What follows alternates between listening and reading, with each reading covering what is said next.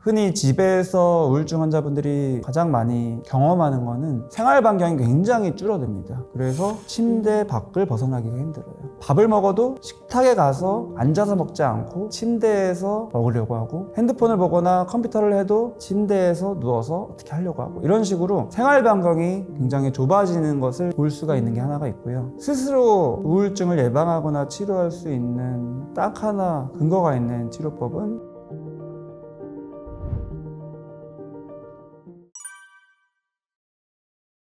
정신건강의학과에 내원하는 분들을 진단으로 구분하자면 제일 많은 게 항상 우울증인 것 같아요. 그 이유는 우울증 자체가 다른 질환에 비해서 많은 것도 있지만 더 중요한 거는 우울증이라는 진단 자체가 굉장히 스펙트럼이 넓기 때문입니다. 그래서 소위 나는 그렇게 우울하지 않아 했는데 진단은 우울증인 경우도 많고요. 내가 무슨 조현병은 아닌가? 이런 식으로 굉장히 힘들고 증상이 심하고 한 분들도 진단으로는 우울증인 경우도 많고요. 그래서 내가 우울증이다 아니다, 나는 우울증이라서 이렇다 라는 생각을 가지는 것보다는 우울증을 진단하는 거는 하나의 그냥 현상적인 분류다 라는 생각으로 멈추고, 내가 우울증이라는 거를 통해서 나를 다 알았다라는 생각을 하지 않고 그것과 별개로 나는 내 마음이 어떠냐, 나는 어떤 사람이냐, 어떤 부분 때문에 심리적으로 갈등을 겪고 있느냐에 집중을 더 하시도록 저는 권유를 드리는 편입니다. 우울증은 중요한 증상이 이제 우울한 감정을 느끼는 거기도 하지만, 또 한 가지 중요한 증상은 의욕이나 흥미가 떨어지는 겁니다. 그래서 실제로 행동적인 측면에서 에너지가 많이 떨어지는 모습을 보여요. 흔히 집에서 우울증 환자분들이 가장 많이 경험하는 거는 내가 무기력해지기 때문에 생활 반경이 굉장히 줄어듭니다. 그래서 침대 밖을 벗어나기가 힘들어요. 자는 시간 자체도 10시간, 15시간 이상 늘어나는 경우도 많고, 자지는 않아도 에너지가 없기 때문에 깨도 일어나질 않고 누워있고, 밥을 먹어도 식탁에 가서 앉아서 먹지 않고 침대에서 먹으려고 하고, 핸드폰을 보거나 컴퓨터를 해도 침대에서 누워서 어떻게 하려고 하고, 이런 식으로 생활 반경이 굉장히 좁아지는 것을 현상적으로 볼 수가 있는 게 하나가 있고요. 또 한 가지는 기본적인 저조한 감정이 있는데, 참 신기하게도 이 저조한 감정을 좀 극복해서 에너지를 올리고 싶을 것 같지만 우울증이 있는 분들은 이런 에너지를 올리는 거를 굉장히 부담스러워하고요. 그 작업이 너무 힘들어서 계속 더 가라앉고 싶어하고 그런 행동을 해요. 그래서 흔한 예로 조명 자체도 어둡게 합니다. 커튼을 하루 종일 열질 않아요. 그래서 집을 항상 어둡게 하고 침대에 누워있고, 빛이라는 게 우울증 회복에, 우울증 예방에 굉장히 중요한 요인인데도 불구하고 빛을 굉장히 부담스러워하고 캄캄한 거를 오히려 안정감으로 느끼고, 근데 그러면 그럴수록 악순환이 되죠. 생활 반경이 좁아지고 어두워질수록 악순환이 됩니다. 근데 주변에서 그런 것들을 아무리 말을 하고 책에도 나오고 뭐 영상에도 나오고 해도 제일 중요한 건 자기 감정이라서, 내 감정이 지금 다운되어 있고 무기력하고 에너지가 없고 하기 때문에 스스로 거기서 극복하는 거는 굉장히 힘들어요. 침대를 안정적으로 느끼는 거기도 하지만 더 정확한 표현은 침대 밖이 너무 무서운 게 정확한 것 같습니다. 우리는 살기 위해서는 항상 100% 확실하게 안전한 선택을 할 수만은 없거든요. 근데 우울증 상태일 때는 내가 너무 무기력하고 감정적으로도 너무 소진되어 있고 동반될 생각도 너무 부정적으로 가기 때문에 새로운 도전이나 돌발 상황이나 이런 것들에 대한 두려움이 너무 커져요. 그래서 뭔가 다른 행동을 하거나 도전을 했었을 때 그거로부터 더 큰 감정적인 소진이 일어날까봐 최대한 나를 아끼고 에너지를 비축하기 위해서 가만히 있는 걸 선택하게 되고, 안 움직이는 걸 선택하게 되고, 행동 반경을 줄이는 걸 선택하게 됩니다. 근데 그러면 그럴수록 더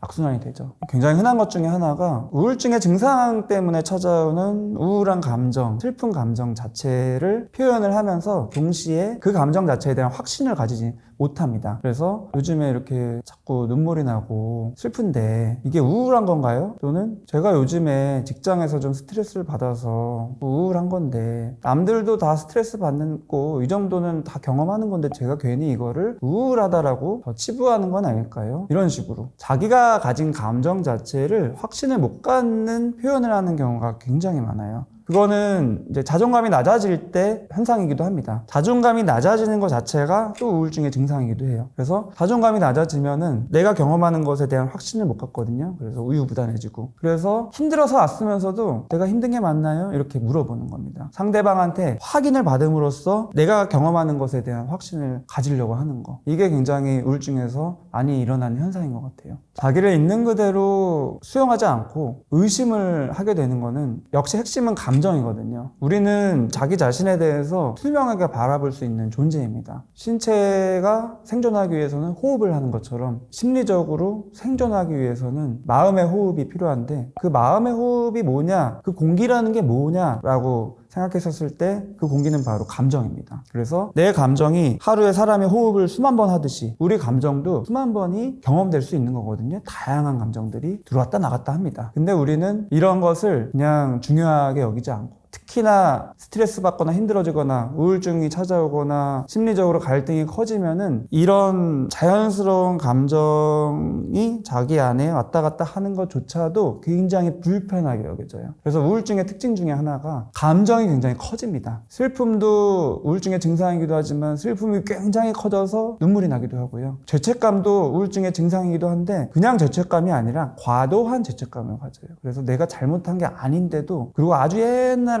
했던 행동인데도 다 가져와가지고 내가 너무 잘못한 것 같아, 이런 식으로 감정을 굉장히 크게 느끼면서 그 감정을 내가 어떻게 처리를 못하는 이런 악순환에 굉장히 많이 빠집니다. 우리가 살면서도 허무한 느낌도 많이 들고 공허한 느낌도 많이 들 수 있잖아요. 외로운 느낌도 많이 들고. 우울증에 빠졌을 때는 이 모든 자연스러울 수도 있는 감정들이 역시나 굉장히 크고 고통스럽게 느껴져요. 그러니까 자기의 감정을 있는 그대로 수용하는 게 자연스러운 사람인데도 자기의 그런 감정들이 너무 괴로우니까 더 외면하고 더 모르는 척하고, 그 끝은 감정 불능증이라고, 내가 무슨 감정을 느끼는지 모르겠어, 멍한 것 같아, 이런 식으로 자기의 감정과 거리를 두게 되는 현상이 일어나는데요. 이거 역시도 우울증의 증상입니다. 그래서 결국 핵심은 내 감정을 내가 있는 그대로 수용하지 못하는 현상이 자꾸 악순환되는 게 우울증의 이면에 있는 어려운 부분입니다. 우울증의 진단 기준이 있는데 중요한 거는 두 가지 증상이에요. 우울하거나 슬픈 감정, 그 다음에 의욕이 떨어지거나 흥미가 떨어지는 거. 이 두 가지 증상 이외에도 우선은 먹고 자는 패턴이 바뀌어서 갑자기 잠이 늘어나거나 잠이 너무 줄거나, 먹는 양이 늘어나거나 먹는 양이 줄거나, 행동도 바뀌어서 행동이 너무 이제 깔아져서 행동 반경이 줄거나, 아니면 부산하게 초조하게 행동을 많이 하는 것 같은데 사실 하는 건 없거나, 이런 식으로 행동 증상이 하나가 있고요. 또 한 가지는 생각이 변화되는 증상인데, 생각이 부정적으로 치우쳐서 나 자신에 대해서도 또는 이 세상을 바라보는 관점에 대해서도 부정적으로 치우쳐서 인생은 허무하고 공허하다, 이런 식으로 몰입되기도 하고, 나 자신에 대해서도 내가 굉장히 부족하고 뭔가 잘못이 많은 사람이다라고 자책감이 많아지기도 하고, 그 끝판왕은 죽음에 대한 생각으로 몰입이 되기도 하고요. 이런 생각과 행동 전반적으로 이제 에너지가 떨어지는 양상이 또 하나의 증상이기도 해요. 그래서 무력감을 많이 경험하는 것도 이제 증상이기도 하고, 이런 식으로 2주 이상 이런 증상들을 심하게 경험하면서 내가 지금 해야 할 일상생활에 지장이 큰 경우, 학생은 학업 또는 직장인은 그런 일이 아니어도 누구든지 가지고 있는 가족관계, 주변 인간관계에서 지장이 너무 큰 경우에 우울증으로 진단을 합니다.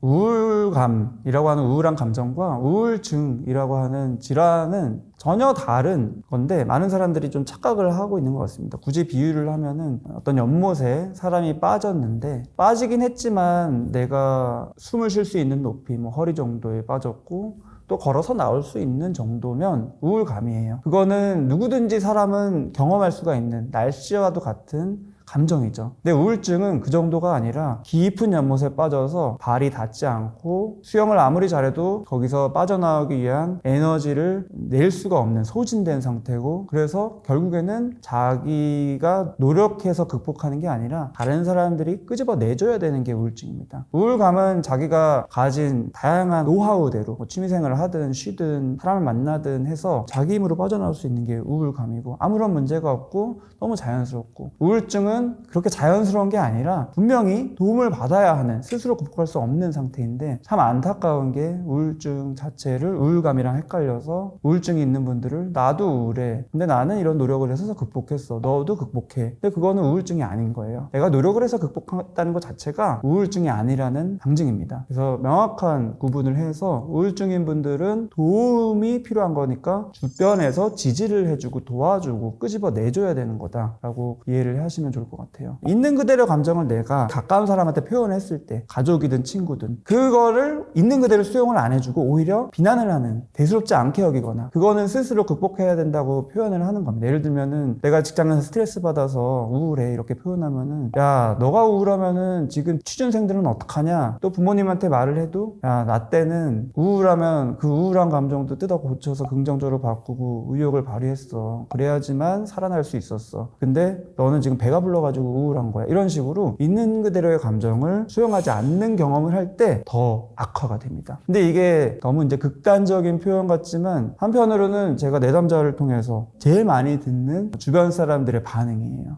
내가 우울한 거를 우울하다고 표현을 못해. 왜 표현을 못해요? 표현을 못하는 게 아니라 숨깁니다. 티를 안 내려고 애를 써요. 내가 굉장히 무기력하고 우울하고 한데도 집안에서조차 그걸 티를 안 내려고 억지로 표정 관리를 하고, 억지로 집에 누워있고 의욕 없게 있고 싶어도 그런 모든 것들을 몰래 하고, 가족 앞에서는 괜찮은 척하고, 이런 식으로 되면 어떻게 될까요? 사실은 도움을 받아야 되고 주변의 지지를 받아야 되는 게 우울증인데 방치가 되고요, 혼자서 더 안에서 곪게 됩니다. 그럴수록 더 악화가 되겠죠. 그 중요한 요인이 바로 있는 그대로의 감정을 표현했었을 때 수용해주지 않는 문화. 이거는 우리나라에 특히 전해져 내려오는 감정에 대한 잘못된 편견과 관련이 많이 된다고 저는 생각을 합니다. 이성적으로 행동하는 사람이 훌륭한 거고 감정적으로 행동하는 사람은 열등한 거고, 그러니까 감정적인 경험을 많이 하는 거는 연약한 거고, 그런 거를 표현해서는 더더욱이 안 되고, 이런 식의 문화가 우리 예전부터 많았죠. 그러니까 부모 세대도 계속 전해지면서 자식한테 그런 걸 계속 물려주는 건데, 요즘에 특히 한국 사회의 심리적인 정서적인 문제들이 많이 일어나고 여러 가지 이유가 있겠지만 가장 중요한 거 딱 하나만 꼽으라고 하면은 저는 감정적인 소통을 못한다. 그 이유는 감정에 대한 편견이 있어서 남에게 표현도 못하고 자기 스스로도 억압하고, 그런 식으로 안에서 굶어서 터진다, 이런 식으로 저는 생각을 합니다. 사람한테 두 가지 본능이 있어서 두 가지를 충족을 받아야 되거든요. 자기의 독립적인 부분도 내가 혼자 주관을 가지고 있다, 내 감정이 이렇고 욕구가 이렇다라는 부분이 있을 때 이것을 다른 사람이 존중해 줬었을 때 제대로 본능이 충족되고요, 내가 다른 사람과의 관계에서 서로 의지하고 친밀감을 느끼고 싶다라는 본능도 단순히 내 주변에 사람이 있고 그냥 만나고 이래서 충족되는 게 아니라 내가 있는 그대로의 나의 감정을 소통하고 했었을 때 상대방이 그거를 받아준다, 이런 느낌을 가졌을 때 의존 욕구가 충족이 되는 거거든요. 근데 우리는 이 두 가지 본능이 있는데 이 본능을 어떻게 충족받느냐라고 봤었을 때 이면에는 감정이라는 게 있는 거거든요. 감정을, 나의 독립적인 감정을 충족받는다, 나의 의존 욕구와 관련된 감정을 충족받는다. 근데 우리는 그렇게 충족받지 못하는 악순환을 많이 겪어요. 나의 주관이나 나의 온전한 감정은 공감받기는커녕 그거는 연약한 거야, 그거는 다른 사람에 비하면 넌 배부른 소리야, 이런 식으로 존중 못 받고, 연결되고 싶은, 의존하고 싶은 욕구도 사람의 중요한 본능인데 그거는 나약한 거야, 독립적인 사람만 훌륭한 거야, 이런 식으로 또 있는 그대로의 이런 연결되고 싶은 욕구조차도 존중을 못 받고, 그런 분위기가 굉장히 많습니다. 그래서 이게 이도저도 안 되는 경우가 되게 많아요.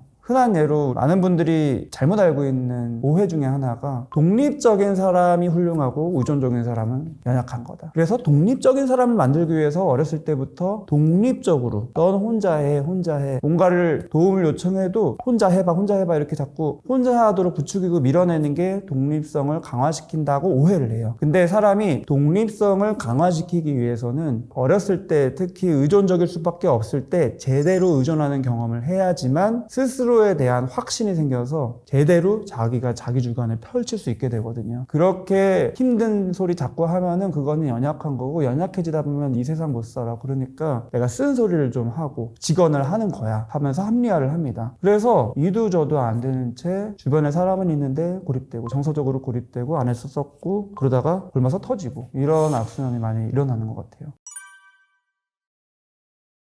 전문가들이 치료하는 방법, 약물치료, 상담치료가 제일 중요하게 근거가 많이 있는 치료법인데, 스스로 우울증을 예방하거나 치료할 수 있는 딱 하나 근거가 있는 치료법은 바로 운동입니다. 유산소 운동, 땀이 살짝 날 정도로 빠르게 걷거나 뛰는 것을 주 3회 이상, 주 3회에서 5회 정도 하는 게 가장 효과적이고 근거가 있다라고 되어 있고, 실제로 그래서 정신과 의사들이 그런 운동을 환자분들에게 많이 권유를 합니다. 하지만 설명드린 대로 우울증인 경우에는 스스로 극복하는 게 힘들어서 나한테 아무리 운동이 필요하고 그게 도움된다 쳐도 증상 자체가 행동 반경이 줄어들고 무력해지는 거라서 운동을 스스로 해서 극복하는 경우는 쉽지가 않은 것 같아요. 그래서 주변 사람들이 해줄 수 있는 것 중에 딱 하나 고르자면 그 감정을 어떻게 판단하거나 억지로 바꾸려고 하는 게 아니라 몸을 움직이도록 옆에서 도와주는 것을 저는 되게 권유를 하고, 실제로 우울증이 심해서 입원 치료를 받는 분들도 가만히 누워서 쉬게 하지 않고요, 하루 일정 시간 억지로 산책을 하도록, 걸어 다니도록 행동을 유발하는 것도 굉장히 중요한 치료 과정 중에 하나입니다. 무기력증 자체가 그냥 에너지가 없는 게 아니라 몸과 마음의 에너지가 떨어지는 무기력증의 중요한 요인이 바로 있는 그대로의 감정을 제대로 인식하지 못했을 때의 결과이거든요. 그 이유가 뭐냐면, 사람은 무수한 감정을 날마다 자주 느끼는데, 이런 거를 내가 인식하지 않고 그냥 외면하거나 억압하고 하면은 나는 그냥 모르는 척하고 사는 걸로 착각을 하지만 내 무의식은 그 감정들에 계속 붙들려 있어요. 그래서 좌절감이 있는데 괜찮은 척하고 살더라도 속에서는 좌절감을 내가 마주하면서 계속 낑낑대고 있는 거고, 불안함이 있는데 그거를 아닌 척 하더라도 속에서는 불안하면서 불안을 누르려고 내가 힘을 쓰고 있는 거고, 이런 식으로 에너지를, 그 감정을 추스리느라고 많이 사용하고 있기 때문에 정작 내가 써야 할 에너지가 없는 소진 상태, 무기력한 상태가 되는 거거든요. 그래서 이런 무기력을 해결하기 위해서는 그런 감정을 내가 처리하느라고 애쓰는 상태가 되지 않도록 그냥 있는 그대로 자연스러운 감정들을 내가 늘 인식하고 수용하고 그냥 동시에 해소가 되고, 이런 식의 호흡이 필요한 건데, 바람직한 거는 믿을 만한 사람한테 이런 감정들을 표현하면서 공감받고 수용받고 그러면서 털어버리는 게 제일 바람직한데, 문제는 우리 문화가 그렇게 표현했다가는 오히려 공감은커녕 더 비난을 받거나 나를 연약하다고 치부하거나, 그래서 내 마음은 더 상처받아서 해결해야 될 감정이 하나 더 늘어나고, 이런 식이 되기가 쉬워서 우선은 나 혼자서라도 내 감정을 제대로 인식하기 위해서 제일 바람직한 것 중에 하나는 감정일기입니다. 일기를 쓰는데 사건을 쓰는 것에 국한되지 않고 그 이면에 있는 나의 감정을 자꾸 보려는 노력을 하는 거예요. 진솔하게 내가 원하는 모습, 내가 원하는 긍정적인 감정만을 억지로 좇는 게 아니라 있는 그대로의, 날 것 그대로의 감정을 막 써보는 거죠. 그러면은 순간적으로는 마음이 그렇게 유쾌하지 않아요. 되게 불편하고, 아, 내가 이런 감정들도 있었네, 이렇게나 힘든 감정들이 또 있었네, 괴롭네, 이런 식으로 인식될 수 있지만, 그 과정을 꾸준히 하다 보면은 어느새 투명하게 내 마음이 보이는 상태가 되고요. 그렇게 됐었을 때는 억지로 이거를 억압하고 하느라고 소모되는 에너지가 없기 때문에 무기력증에서 점점 벗어날 수 있게 되는 선순환이 일어납니다. 우울증이라는 현상을 접근하실 때 내가 우울하다라는 감정 자체에만 집중하시기보다는 에너지라는 차원에서 내 에너지가 떨어진 이유가 복잡한 나의 감정들을 그동안 너무 외면하고 억압했었을 수 있다라는 관점에서 자연스러운 나의 감정을 수용하는 게 우울증 예방과 치료의 핵심이다라고 이해를 하시면 좋을 것 같습니다.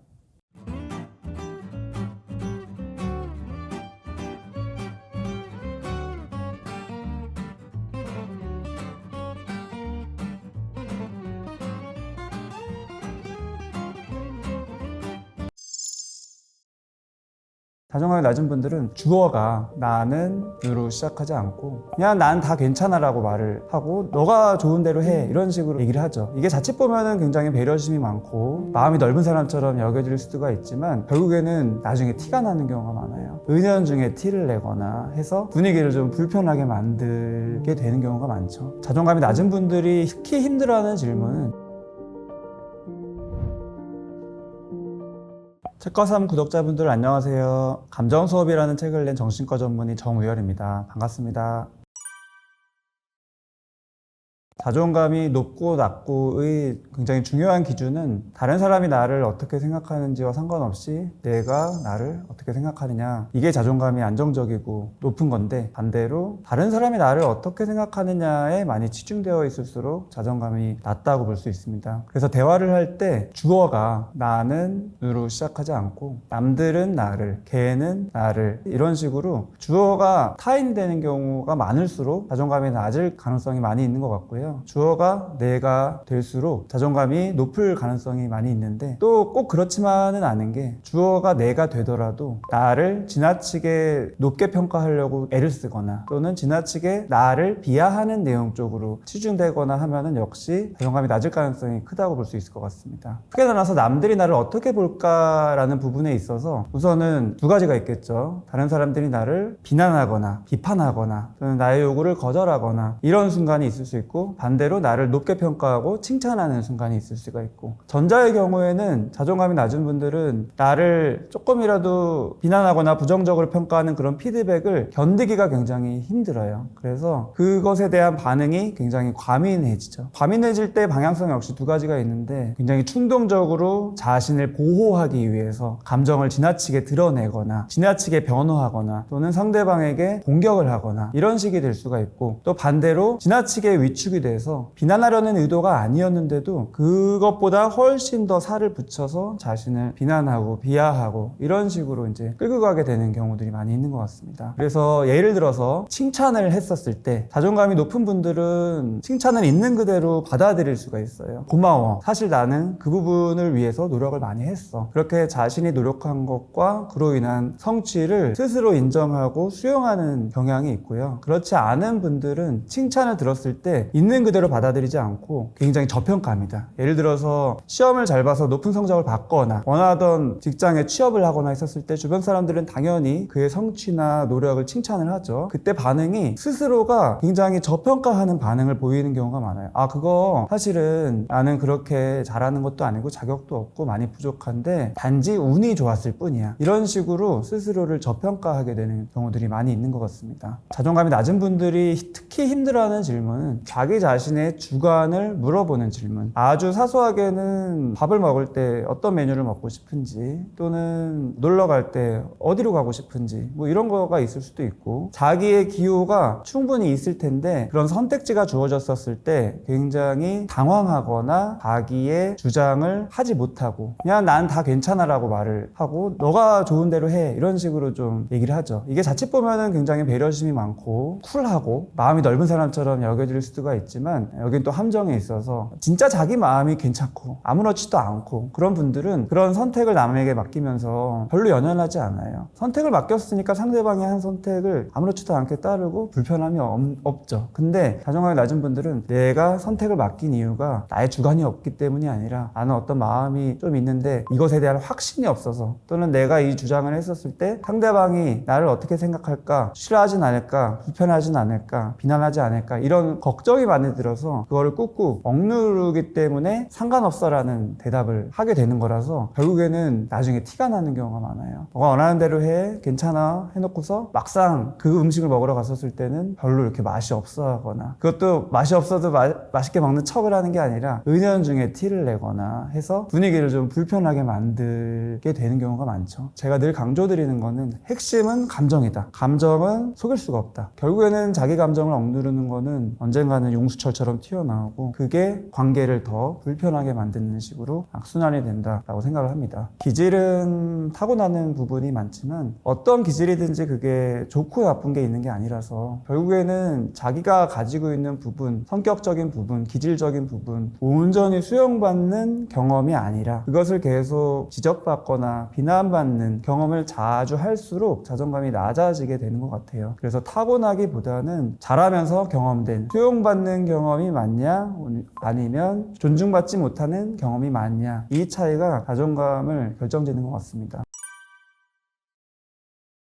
인간관계에서 제일 중요한 거는 무의식적인 상호작용이기 때문에 자연스러움이 제일 중요하거든요. 근데 왠지 뭐라고 설명을 할 수가 없겠는데 불편하다, 뭔가가 어색하다 이런 느낌을 상대방에게 주는 경우가 많습니다. 그렇기 때문에 사실은 인간관계에서 제일 중요한 거는 감정의 소통인데 불편하고 어색하고 이런 관계에서 자연스럽게 자신의 감정을 주고받고 하는 게 어렵기 때문에 피상적인 관계가 되기 쉬운 것 같아요. 그래서 겉으로 드러나는 대화의 내용 자체는 아무런 문제가 없고 아무런 갈등의 소지도 없고 나이스할 수 있지만 사실은 겉도는 대화에 머무는 경우도 많고 상대방도 이 대화가 문제는 없지만 깊게 서로 연결되는 느낌이 없는 것 같아, 이런 식의 아쉬움을 느끼는 경우가 흔한 것 같습니다. 몇 가지 패턴들이 있는데요. 흔한 거는 자존감이 낮은 분들은 관계에서 내가 부족하다, 내가 있는 그대로의 나는 상대방에게 좋은 느낌을 주기 힘들다라는 생각을 가지고 있는 경우가 많기 때문에 자기를 좀 낮추면서 상대방의 비위를 맞추는 식의 관계가 되는 경우들이 많이 있는 것 같아요. 이런 식이 되면은 초면에는 예의 바른 사람 또는 배려심이 많은 사람처럼 여겨질 수 있지만 관계가 점점 지속되면 지속될수록 상대방은 좀 불편함을 느끼게 되는 경우가 많습니다. 어색하다 또는 나를 굉장히 높게 평가하고 자신은 저평가하는 게 그냥 기분이 좋고 우월감만 느껴지고 이런 게 아니라서 왜 그럴까, 왜 이렇게 자신을 낮출까, 또는 이러다가 나중에 뒤에서는 어떻게 하는 거 아닐까, 이런 식의 복잡한 생각들이 들면서 오히려 관계를 더 진솔하게 가깝게 만들지 못하게 되는 장애물이 되는 경우들이 되게 많이 있는 것 같습니다. 또 다른 유형으로는 굉장히 의존적인 관계를 추구하는 경우가 많아요. 역시 자기는 뭔가 부족하다는 느낌 때문에 혼자서 뭔가를 결정하고 그것을 쭉쭉 밀고 나가는 거는 스스로도 믿을 만하지 못하다는 생각 때문에 인간관계를 통해서 그거를 채우려고 해요. 다른 사람이 나보다는 낫다, 그래서 결정해야 될 부분들도 상대방에게 물어보고 어떻게 하면 좋을지를 물어보고 그것에 의해서 결정하고, 이런 식으로 의존적인 관계를 또 많이 형성하게 되기가 쉬운 것 같고요. 또 하나로는 회피적인 관계도 많이 형성하게 되는 것 같아요. 인간관계에는 갈등이라는 게 있을 수밖에 없거든요. 주관이 있고 주관이 있기 때문에 서로 부딪힐 수밖에 없고, 그게 문제가 아니라 그 부분을 또 소통함으로써 서로 더 진솔하고 깊은 관계가 될 수 있는 건데, 자존감이 낮은 분들은 필연적인 갈등 자체에서 받는 타격감이 너무 크기 때문에 갈등이 일어날 때 상대방이 나에 대해서 부정적인 말을 하거나 부정적인 감정을 표현했었을 때 너무 상처를 받아서 그거를 사전에 방지하고자 애를 쓰고, 원천 봉쇄하기 위해서는 갈등을 안 일으키면 돼요. 그러려면은 깊게 안 다가가면 됩니다. 그냥 표면적으로 이상적인 관계까지만 하고 더 깊게는 안 들어가려는. 그래서 처음에는 나이스하지만 친해지고 서로 많은 걸 공유하거나 자연스러운 모습을 오픈하거나 이런 단계들이 있잖아요. 그런 단계에서 점점 깊어진다 싶으면은 좀 빼요. 그래서 장소나 분위기나 여러 가지가 옅어질 수도 있고 깨질 수도 있을 것 같아라는 그런 소지가 있을 때 그 모임을 다른 핑계를 대면서 안 나가거나 이런 식으로 경계를 지키기 위한 애를 쓰게 되는데요. 이게 바로 회피적인 행동 패턴이고, 그럴 때 문제점은 있는 그대로 자신을 오픈하고 그 부분을 수용받았을 때 자존감이 올라갈 수 있는 건데, 그런 기회가 애시당초 형성이 되지가 않는 거예요. 계속 가면을 쓰고 관계를 맺을 수밖에 없고, 그러면 그럴수록 더욱더 고립되고 이런 식으로 자존감이 계속 낮아지는 악순환이 일어나는 것 같습니다.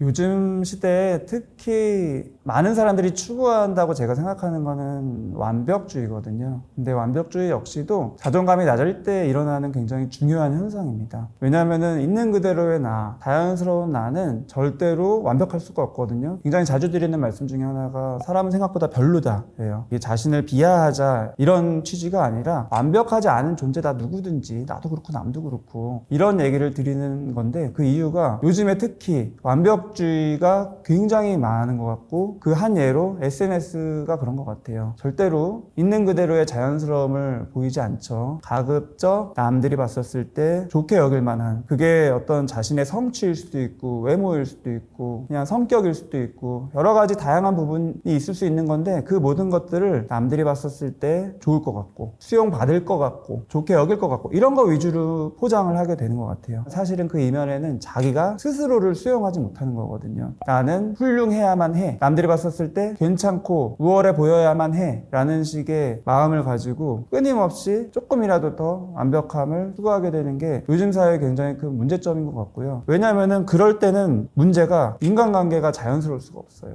특히 요즘에는 인간관계조차도 하나의 자신의 성취로 매겨지는 경우가 굉장히 많은 것 같아요. SNS만 봐도 팔로워가 몇 명인가, 또 팔로우를 하는 사이 중에서 그 사람이 가진 영향력이 얼마나 되는가, 인지도가 얼마나 되는가, 뭐 이런 걸로 내 주변 사람들이 그런 사람들이 많냐 적냐로 역시 자신의 가치를 매기게 되고 인간관계 하나의 스펙으로 여기게 되는 경우가 굉장히 많은 것 같고요. 사실은 인간관계를 맺는다는 거는 사람의 본능이거든요. 우리는 두 가지 상반된 본능을 가지고 있는데 독립적인 영역, 남과 상관없이 내 마음이 어떠냐를 좇고 싶은 마음이 있고요. 반대로 의존적인 영역, 다른 사람과 함께 하면서 뭔가를 서로 상호작용하고 친밀감을 느끼고 싶은 욕구가 있는 건데 이 두 가지는 서로 상반돼요. 근데 인간관계라는 거는 바로 이 욕구, 남들과 서로 연결되면서 친밀감을 누리고자 하는 욕구 때문에 맺는 거거든요. 근데 우리는 인간관계를 맺을 때 그런 욕구가 있어서 맺는 거고, 그럴 때 자연스럽게 친밀감을 느끼는 가장 중요한 그 요인은 정서적인 상호작용이에요. 상대방의 감정을 서로 표현하고 그거를 존중받음으로써 서로 연결된 느낌을 가지는 거, 그게 인간관계의 핵심인 건데 요즘에 일어나는 인간관계는 그런 목적이 아니죠. 관계를 통해서 나를 더 괜찮게 포장하느냐, 내가 더 원하는 방향으로 내가 추구하는 나의 모습을 더 보이느냐, 이런 어떻게 보면은 반대 영역, 독립적인 나만의 자율적인 부분, 나를 어떻게 내세우고 싶은 그 부분을 충족시키기 위한 인간관계가 되는 경우가 많은 것 같고, 이럴 때에는 본연의 목적이 아니기 때문에 아무리 주변에 사람이 많고 팔로워가 많고 모임을 아무리 많이 해도 절대로 만족을 못해요. 왜냐하면 인간관계의 근본적인 목적은 서로 감정적인 소통을 통해서 느끼는 거라서 그게 안 되기 때문에 요즘에 외로운 사람들이 많죠. 근데 사실은 외로운 게 뭐 1인 가구가 많고 이래서 일어나는 게 아니잖아요. 진짜 외로운 거는 주변에 아무리 사람이 많고 만날 사람 많고 연락처에 사람 많고 해도 진짜 외로운 이유는 정서적인 상호작용, 감정적인 소통을 못할 때 일어납니다. 왜냐하면 궁극적인 외로움은 심리적으로 볼 때 자기 자신과의 관계가 소원해졌었을 때 나타나는 현상이거든요. 근데 다른 사람과 감정적인 소통을 할 때 우리가 경험할 수 있는 아주 소중한 경험은 뭐냐면은 자기의 있는 그대로의 감정을 더욱더 또렷하게 인식할 수 있는 기회가 된다. 왜냐하면 남에게 자기 감정을 표현함으로써. 그 다음에 두 번째로는 그렇게 표현했었을 때, 인식했었을 때 나만 인식하는 걸로 끝나는 게 아니라 상대방이 그걸 같이 인식해 줌으로써 공감받고, 그러면서 더 자기 감정에 대해서 확신을 가지고 그걸로부터 굉장한 안정감을 경험하게 되거든요. 이런 경험을 반복하는 게 인간관계에서 굉장히 중요하고, 인간관계뿐만이 아니라 사람이 살 때 심리적인 안정감을 경험하기 위해서 굉장히 중요한데, 외로움이라는 거는 바로 이 경험을 못할수록 찾아와요. 그래서 자존감이 낮아지는 것과 인간관계가 힘들어지는 것과 외로움을 느끼는 것과 다 일맥상통한 것 같습니다.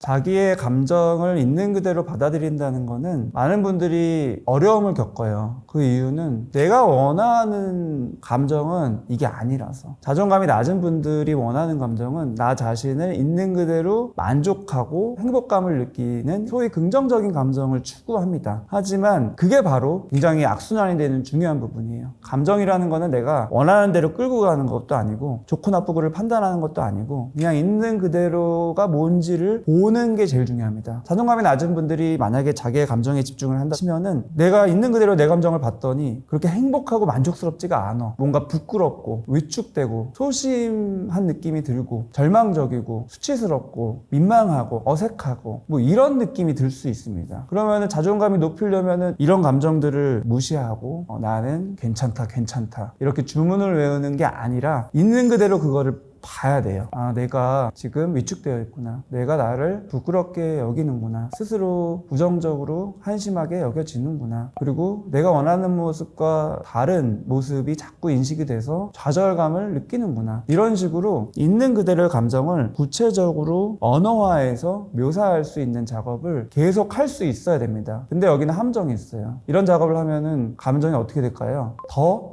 힘들어져요. 더 괴로워지고. 근데 심리 상담을 하더라도 이 과정은 필수입니다. 우리는 원하는 게 내가 지금 이런 모습이면, 내가 원하는 모습이 이거면 이렇게 가고 싶어요. 근데 사람의 마음은 그렇게 작동하지가 않고요. 내가 만약에 위축되어 있고 힘든다 하면은 사실은 이걸 제대로 보면 볼수록 더 괴로워지고 더 힘들어지는 순간이 잠시 찾아와요. 그 다음에 비로소 투명하게 이게 인식되면 이것과 관련된 복잡한 얽혀있는 갈등들이 조금씩 풀리기 때문에, 우리가 심리적인 갈등이라고 소위 표현을 하는 제일 중요한 것은 내 마음이 어떤지를 모를 때 오거든요. 근데 모를 때 그거를 조금 더 이해하면 처음에는 좀 괴롭지만 그 다음에는 비로소 해소라는 작업이 일어나요. 감정의 해소는 우리가 뭐 스트레스를 풀어 그래서 막 소리를 지르고 어떤 공격적인 행동을 하고 충동적인 행동을 하고 이렇게 풀리는 게 아닙니다. 진짜 감정의 해소는 있는 그대로의 감정이 어떤 감정인지를 내가 명명할 수 있고 그것들을 세밀하게 관찰할 때 동시에 해소가 찾아와요. 그렇기 때문에 참 신기하게 괴로운 감정이어도 그거를 제대로 인식하고 바라보는 작업을 꾸준히 하면 그게 영원히 괴롭지가 않고요. 자정작용을 할 수 있기 때문에 해소가 일어나고, 그 다음에는 투명하게 있는 그대로의 감정들을 회복하게 되면 사람이 자기의 감정이 오직 부정적이고 오직 괴로운 감정만 쭉 유지되지가 않습니다. 사람은 내가 의욕을 가지고 좀 잘해보고 싶고 긍정적인 마음을 가지고 도전적인 삶을 살고 싶잖아요. 그거를 가로막는 제일 중요한 이유가 내가 내 감정을 가로막았기 때문에, 가로막는 과정 자체가 그냥 되는 게 아니라 계속 힘을 줘야 돼요. 이런 감정은 내가 계속 재면서 이건 안 돼, 이건 안 돼. 이런 식으로 여기에 힘을 많이 주느라고 정작 내가 앞으로 나아가야 할 에너지를 발휘할 수가 없는 거거든요. 근데 마음을 투명하게 보는 연습을 자꾸 하다 보면은 나의 삶을 진취적으로 발휘하고 그러기 위한 의욕을 올리는데 에너지를 바로 쓸 수가 있어요. 그렇기 때문에 긍정적으로 선순환이 이제 되는 거죠. 많은 분들이 이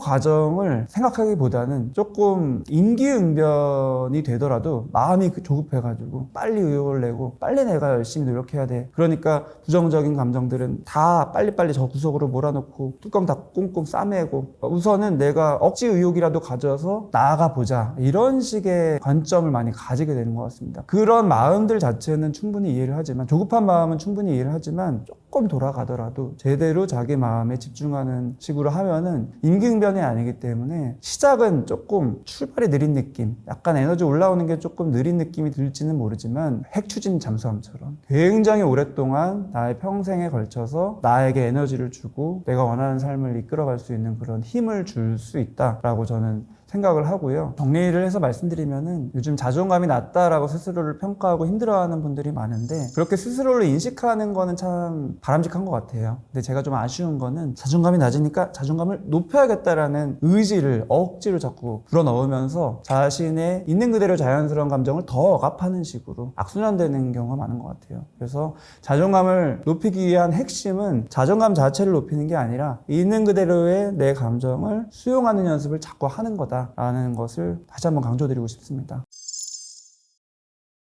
나는 절대로 티내면 안 돼. 오히려 자신 있는 모습, 당당한 모습을 보이려고 억지로 애를 쓰면은 되게 부자연스럽게 웃고 있지만 볼이 떨리고 있고, 목소리를 크게 내고 있지만 목이 메이고 있고. 근데 그런 상황들을 스스로 인식하면 진짜 또 자괴감이 들기 때문에 어떻게 해야 될지를 모르는 상황에 놓이는 분들이 많아요. 이렇게 내향적인 분과 회피적인 사람은 겉에 있는 행동 자체는 비슷할 수 있지만, 회피라는 것의 가장 큰 문제는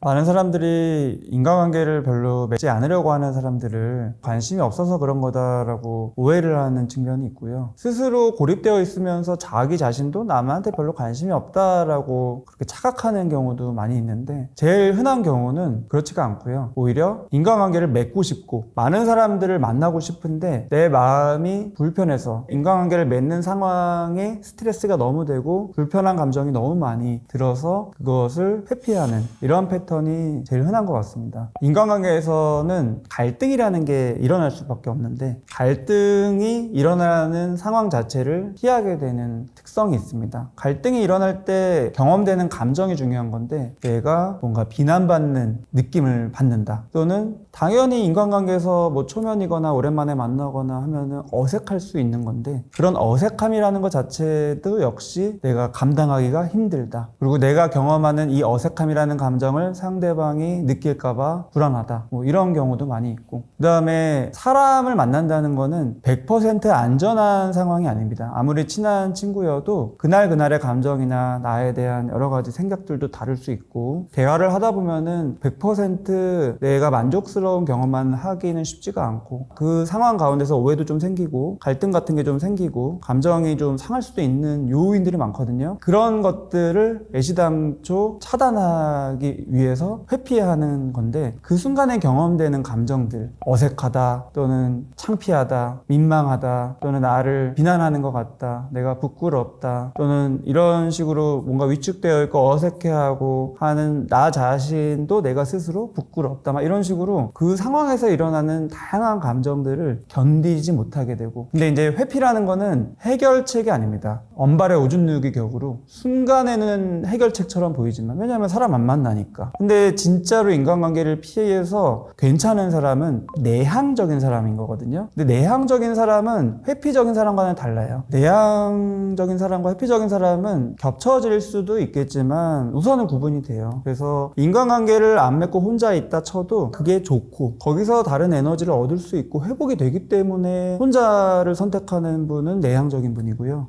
나는 혼자 있는 게 에너지 회복이 안 돼. 다른 사람이랑 같이 있고 싶어. 근데 다른 사람과 함께 하는 게 너무 두렵고 뻘쭘해질까봐, 불편해질까봐, 어색해질까봐 어쩔 수 없이 혼자 있는 걸 선택해. 근데 혼자 있으면서도 나의 내면을 보면서 내가 원하는 걸 혼자서 누리는 게 아니라 SNS 보면서 저 사람들 지금 만나고 있나? 만나서 얼마나 행복한가? 보면서 거기 나도 있었으면 얼마나 좋았을까? 이런 식으로 계속 관계를 추구하지만 관계를 회피하는 거는 회피성인 거죠. 이렇게 내향적인 분과 회피적인 사람은 겉에 있는 행동 자체는 비슷할 수 있지만 안에 있는 마음 자체는 되게 다르다라고 여기시면 되고요. 제가 많이 경험하는 거는 사실은 회피적인 건데 나는 내향인이야, 이런 식으로 간단하게 여겨버리면서 자기가 사실은 회피를 하고 있고, 회피를 함으로써 이 고립감이 악순환되고 있고, 회피를 함으로써 인간관계에 대한 두려움은 더 커지고, 혼자 있음으로써 에너지를 얻는 게 아니라 혼자 있는 자신에 대한 자괴감을 느끼고 외로움과 고립감을 느끼고, 이런 분들이 굉장히 많은 것 같아요. 그래서 제가 바라는 거는 내향적인 게 아니라 회피적인 걸 수도 있겠다라는 인사이트를 얻는 분들이 많이 있었으면 좋겠습니다. 비난받기 힘들어하거나 낯선 환경에서 어색함을 지나치게 느끼거나, 그래서 그런 상황에 대한 두려움이 너무 크고 그런 상황을 애시당초 피하고, 그 이면에는 내가 있는 그대로는 환영받지 못할 존재라는, 스스로 굉장히 부족한 존재라는 인식을 기본적으로 깔고 있고, 관계에서 수용받지 못할 거라는, 환영받지 못할 거라는 부정적인 상황으로 파국으로 갈 거라는 인지를 가진, 그게 성격적으로 성인기 이후에 쭉 지속되는 패턴이 된 분들을 회피성 성격 특성이 있다고 봅니다. 그런 감정적인 갈등이 괴로우니까 피한 건데, 피하면은 문제가 고립감이 더 들어요. 그리고 사람과 사람이 같이 있는 시간이 늘어나야지 내가 왜곡됐던 인지, 사람들이 나를 싫어할지 몰라, 또는 내가 부족한 건 아무도 안 받아줄 것 같아, 이런 식으로 다양한 인지 왜곡들이 있더라도 내가 우선 함께 하면서 많은 시간을 보내다 보면은 내가 좀 실수해도 괜찮구나, 그리고 완벽한 사람은 없구나, 그러니까 있는 그대로를 좀 보여도 되는구나, 이런 식으로 좀 편안해지면서 선순환이 되는데, 회피라는 것의 가장 큰 문제는 애시당초 차단을 하기 때문에 이것에 적응하고 편하게 여길, 교정될 기회 자체가 안 만들어진다는 거예요. 그래서 오히려 더 왜곡이 심해집니다. 내가 피하면서 피하길 잘했어, 하마터면은 내가 그 모임에 갔다가 더 난처해지고 낯설하고 어색해해서 분위기 망칠 뻔했어, 분명히 그랬을 거야 라는 식으로 이런 부정적인 인지의 회로를 돌리게 돼요. 그러면서 더 강화가 되고, 그러면 그럴수록 다음번에 모임이 생길 때 더 피하고, 이런 식으로 점점 멀어집니다. 그래서 회피의 악순환을 막는 행동 자체가 필요하긴 해요. 내가 회피하지 않고 좀 부딪혀본다. 근데 무조건 부딪혔다가는 자기가 우려하던 일이 또 실제로 벌어져가지고 더 마음이 위축되고 다음부터 더 큰 회피를 하게 될 수가 있거든요. 그래서 무조건 부딪히는 것보다는 그 순간에 피하고 싶었던 내 감정이 뭔지를 조금이라도 더 알아가려는 노력을 하면서 부딪히는 거를 권유를 드립니다.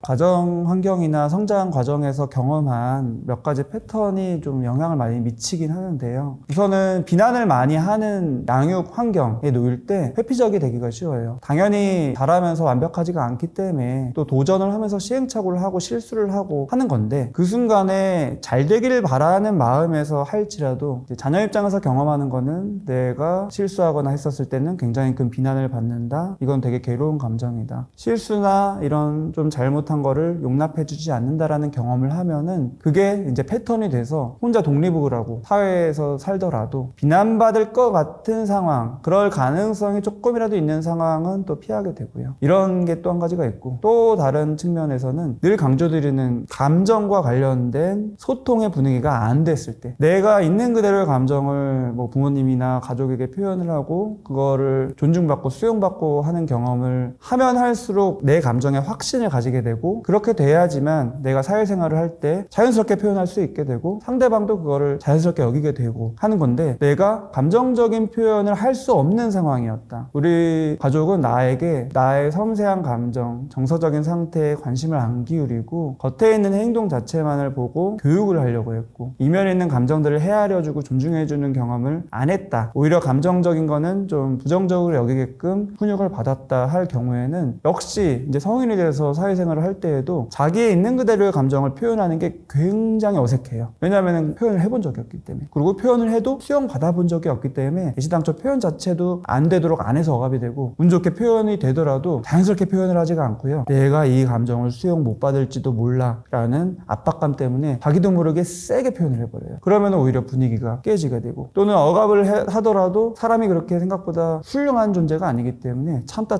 한계점에 다다르면 결국에는 쌓였다가 터지고, 그러면 상대방은 굉장히 아무렇지도 않아 하는 줄 알다가 뒤통수를 맞은 느낌을 받기 때문에 오히려 저 사람은 더 믿을 수가 없어, 이런 식으로 안 좋은 인식이 생기게 되죠. 그러면은 감정 표현은 감정 표현대로 안 하고 참고, 결과적으로는 오히려 더 내가 우려하던 안 좋은 이미지를 가지게 되고, 이런 식으로 어려움을 겪게 되는 경우들도 많고, 또 한 가지는 완벽을 지나치게 추구하는 양육 환경도 역시 원인이 됩니다. 적당히 내가 할 만큼 해서는 부모님이 만족하지 않아, 그리고 나를 존중해주지 않아, 기뻐하지 않아. 그러니까 내가 최선을 다해서 완벽하게 뭔가를 성취했었을 때만 나를 받아주고 존중해줘. 이런 분위기가 이제 패턴이 됐었을 때는 사회 나가서도 역시 완벽을 추구하게 됩니다. 근데 사람이 완벽한 존재일 수 없기 때문에 완벽을 추구하다 보면 오히려 회피 쪽으로 가게 돼요. 그래서 흔히 경험하는 게, 나는 왜 이렇게 게으를까요? 자꾸 일을 미룰까요? 자책하는 분들의 이야기를 잘 들어보면 절대로 게으르지 않습니다. 진짜 게으른 사람은 아예 뒷전으로 여기고 아무 생각 없이 태평하게 있는 게 게으른 사람인데, 이런 분들을 잘 들어보면 그렇지가 않아요. 오히려 일을 받자마자 그 일을 잘해야 되는데 라는 압박감을 가지기 때문에 오히려 그 감정을 피해야 돼요. 그래서 안 합니다. 왜냐면은 했다가는 완벽하게 해야 될 것 같은 부담이 되니까 우선은 미루고 하다가 막판에 이제 어쩔 수 없이 마감 직전에 하게 됩니다. 그러면은 내가 추구했던 거는 사실은 완벽을 추구하기 때문에 미루다가 데드라인이 되니까 대충 하게 된 건데, 스스로도 그렇고 남들의 평가도 그렇고 그냥 대충 하고 결과도 안 좋고 이런 식의 결과가 일어나요. 그러면서 스스로 역시 나는 게으른 사람이구나, 미루기만 하는 사람이구나, 이렇게 자책을 하게 됩니다. 하지만 핵심은 내가 나도 모르게 완벽을 추구했다는 거예요. 사실 우리는 살면서 완벽을 추구할 필요성이 그렇게 많지 않습니다. 그리고 내가 진짜 중요시 여기는 어떤 부분에 일정 시간 동안 최선을 다할 수 있는 존재지, 모든 영역에서 하루 종일 완벽을 추구할 수가 없는 게 사람인데, 나도 모르게 살아온 패턴이 완벽을 추구하게끔 패턴이 형성된 경우에는 그것 자체가 지나친 부담이 되고, 내가 그런 존재가 아니라는 거를 또 무의식적으로 알기 때문에 나의 성과를 증명할 과정 자체를 최대한 뒤로 미루게 되는 경우들이 많아요. 흔히 경험하는 것은 뭐냐면, 자격증 시험을 보더라도 완벽을 추구하는 분들은 완벽하게 준비하지 않고요, 완벽하게 준비 못할 걸 알기 때문에 이번 시험은 패스하고 내년으로 미루고, 취업 역시도 내가 완벽하게 최상의 준비가 되지 않을 걸 알기 때문에 역시 최상의 준비가 될 때까지 미루고, 그러느라고 계속 시간이 소모되고, 이게 이제 강박적인 지연이라고 합니다. 완벽을 추구함으로써 오히려 일을 미루는. 근데 이런 분들이 역시 인간관계에서는 회피를 하는 거예요. 사람들 모임에 갔었을 때는 좋은 사람으로 보여야 되는데 아직 내가 그런 준비가 아직 안 됐어. 남들 보기에 스펙이나 또는 여러 가지 외모나 또는 성격적인 측면들이나 조금 더 다듬고 해서 관계를 맺어야지만 원활하게 할 수 있지, 안 그랬을 때는 내가 성격이 조금 모난 부분이 있어가지고 관계 분위기 흐를 수도 있고, 내가 조금 우울한 성향이 있어가지고 또는 내향적인 부분이 있어가지고 괜히 텐션 떨어뜨릴 수 있고, 그러니까 이번 모임은 안 가는 게 좋겠어, 이런 식으로 계속 미룹니다. 그러면서 역시 고립되고 그 고립이 더 악순환되고, 이런 경우들이 많이 있는 것 같아요. 감정은 참 아이러니해서 내가 있는 그대로의 감정을 스스로 인식하고 인정하고 수용하면 그것 자체가 이제 해결이 되거든요. 근데 반대로 이거를 내가 억압하고 아닌 척하면 할수록 이 감정은 더 커져요. 그래서 내가 관계에서 어색할 것 같아, 낯선 사람 만나면 민망할 것 같아. 근데 자연스러운 감정인데도 불구하고 이런 나의 민망함을 상대방이 느끼면 나를 비난하거나 하찮게 볼 것 같아. 이런 식으로 이제 불안이 커지면서 감정을 억압하거든요. 스스로 티내지 않으려고 애를 쓰면 쓸수록 더 티가 나는 게 감정이라서 상대방은 무의식적으로 그걸 또 인식합니다. 그래서 나의 어색함을 스스로 인정하고 뭐 그럴 수 있지 처음이니까, 이런 식으로 좀 시간이 지나면 해결될 그 부분을 완벽을 추구해서 나는 절대로 티내면 안 돼, 안 그런 척 해야지 하고 오히려 자신 있는 모습, 당당한 모습을 보이려고 억지로 애를 쓰면은 되게 부자연스럽게 말과 행동이 분리되는 현상이 일어나죠. 그래서 웃고 있지만 사실은 막 볼이 떨리고 있고, 목소리를 크게 내고 있지만 목소리가 목이 메이고 있고. 근데 그런 상황들을 스스로 인식하면 진짜 또 자괴감이 들기 때문에 어떻게 해야 될지를 모르는 상황에 놓이는 분들이 많아요. 그래서 이런 경우에 핵심은 감정이라서 내가 사람을 만날 때 무슨 감정을 느끼는지를 잘 집중을 해보셔야 됩니다. 사람마다 좀 달라요. 어떤 사람은 새로운 사람, 새로운 환경, 낯선 환경 자체에 힘들어하는 분도 있고요. 어떤 사람은 내가 뭔가 완벽하지 않은 모습, 조금 부족한 모습을 보이는 거를 힘들어하는 분도 있고, 또는 내가 실수하거나 이런 누구나 할 수 있는 그런 부분들을 혹시 할까봐 걱정해서 그런 분들도 있고, 또는 상대방이 나를 조금 비난하거나 부정적인 피드백을 주는까봐 또 방지하고자 피하는 분들도 있고, 다양하지만 근본적으로는 그래서 피한다는 거예요. 그 순간에 느끼는 감정이 뭔지를 알아보려고 하지 않고 그냥 괴로우니까 피해, 아 몰라, 이런 식으로 되면 될수록 악순환이 됩니다. 그래서 이런 회피적인 패턴을 좀 해결하기 위해서는 억지로 무슨 행동을 하는 것보다 더 중요한 게 내가 그 순간에 어떤 감정적인 어려움이 있고 그게 너무 괴로운지를 살펴보는 겁니다. 이런 노력은 사실은 단계적으로 하는 게 너무 필요해요. 예를 들면은 어떤 분은 회피라는 거를 애시당초 안 가는 게 아니라 가긴 가지만 항상 내가 오늘은 가지만 가서 분위기가 좀 안 좋거나 내가 민망함을 느끼거나 하면은 바로 나와야지 하면서 전화가 온 척하면서 밖에 나가 있거나, 아니면 다른 급한 일이 생겼다고 1시간도 안 돼서 모임을 빠져나가거나, 이런 식으로 회피를 하는 분들도 있거든요. 이런 경우에는 그 시간을 조금 더 견뎌보는 게 굉장히 중요합니다. 내가 감정적으로 어려움을 겪더라도 그냥 마주한 채 조금만 더 버텨보자. 1차도 채 못 끝냈다면 최소한 1차까지는 끝내보자. 이런 식으로 단계. 그 다음에 아예 내가 애시당초 모임을 안 갔던 분은 내가 그래도 가보긴 하자. 가보긴 해서 너무 힘들거나 하면은 중간에 나오더라도 일단은 가보자. 또 어떤 분은 아예 모임 자체가 일어날까봐 연락 자체를 피하는 분이 있다면은 내가 연락은 받아보자. 이런 식으로 내가 피해하고 있는 그 단계보다 한 단계 더 조금 더 부딪혀보는 연습을 하고, 거기에 익숙해졌었을 때 그 다음 단계를 해보고 하는 게 굉장히 중요한 팁인데요. 근데 이제 많은 분들이 환상을 가지고 있어요. 나는 이런 거를 하루아침에 극복해야만 해. 내가 본받을 사람, 배우고 싶은 사람은 전혀 반대 끝에 있는 핵인싸라고 요즘 부르는 사람을 본받으려고 합니다. 저 사람은 어떤 식으로 관계를 맺나, 어떤 말이나 행동을 하나, 그래서 억지로 따라하려고 하고, 그거를 지나친 높은 기준을 가지고 인간관계를 접근을 하려고 하니까 오히려 자연스러울 수도 있는 어색함, 누구나 가지고 있는 그런 어색함 또는 인간관계에서 필연적인 갈등들조차도 스스로 견딜 수 있는 그런 내공이 너무 없어요. 역치가 너무 낮아요. 그래서 있는 그대로의 나를 인정하고 그거로부터 한 발자국만 더 나아가는 노력들을 해가는 과정이 이 회피적인 패턴을 멈추고 선순환시키는 데 도움이 되는 방법입니다.